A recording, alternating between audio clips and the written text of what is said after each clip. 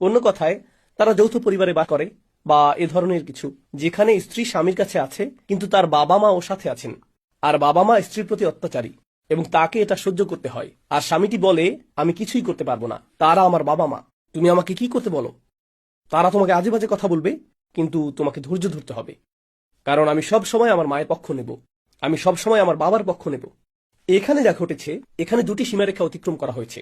একদিকে একজন স্বামী হিসেবে আপনার স্ত্রীর প্রতি আপনার দায়িত্ব রয়েছে। আপনি তাকে তার পরিবার থেকে নিয়ে এসেছেন, আপনি তাকে তার বাবা মায়ের সুরক্ষা থেকে নিয়ে এসেছেন। তার একজন ওয়ালি ছিল, তার একজন বাবা ছিল, আর তার দায়িত্ব ছিল এটা নিশ্চিত করা যে সে যেন সুখী, নিরাপদ থাকে, তাকে যেন অপমানিত বা লাঞ্ছিত করা না হয়, তাকে সব ধরনের নির্যাতন, শারীরিক, মানসিক, আধ্যাত্মিক সব ধরনের নির্যাতন থেকে রক্ষা করা, সেটা ছিল তার বাবার ভূমিকা। আর যখন আপনি সেই নিকাহনামায় স্বাক্ষর করলেন এবং যখন আপনি কবুল বলেছিলেন, তখন সেই সমস্ত দায়িত্ব আপনার কাছে স্থানান্তরিত হয়েছিল। আপনারও তাকে ততটাই সুরক্ষা দেওয়া উচিত, বরং তার বাবার চেয়েও বেশি, কারণ তার সাথে আপনার সম্পর্ক আসলে আরো গভীর। সে এমনকি আপনার সন্তানদের মা। এখানে দায়িত্ব আরো বেশি। তাই আপনার উচিত ছিল তার চারপাশে একটি ঢালে পরিণত হওয়া। একই সময়ে আপনি একজন সন্তানও বটে। আপনার মায়ের কাছে একজন সন্তান, আপনার বাবার কাছে একজন সন্তান। আর এই ধর্ম আমাদের শেখায় যে আমরা আমাদের পিতামাতাকে উফ পর্যন্ত বলতে পারবো না।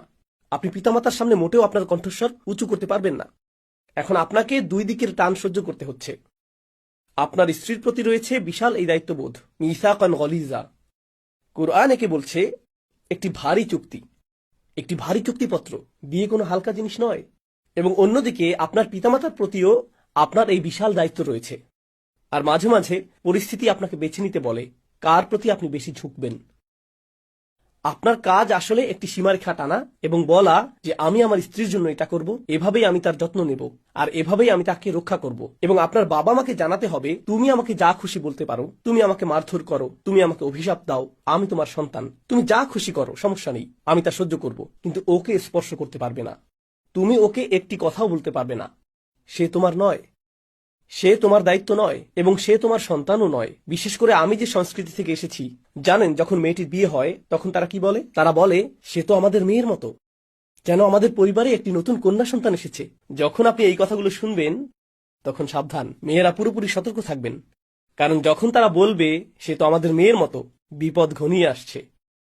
মাত্র কয়েক সপ্তাহ পরেই মন্তব্য করা শুরু হবে, তুমি রান্না জানো না, বা তুমি রান্নায় লবণ বেশি দাও, বা তুমি অলস, বা তুমি অপরিচ্ছন্ন, এরকম কথা শুরু হয়ে যাবে। না না না না না, এই নারী এবং তার স্বামীর পরিবারের মধ্যে সম্পর্ক প্রথমে এবং সর্বাগ্রে পারস্পরিক শ্রদ্ধার সম্পর্ক। তার সাথে সম্মানের সাথে আচরণ করতে হবে এবং তার আচরণও সম্মানসূচক হতে হবে।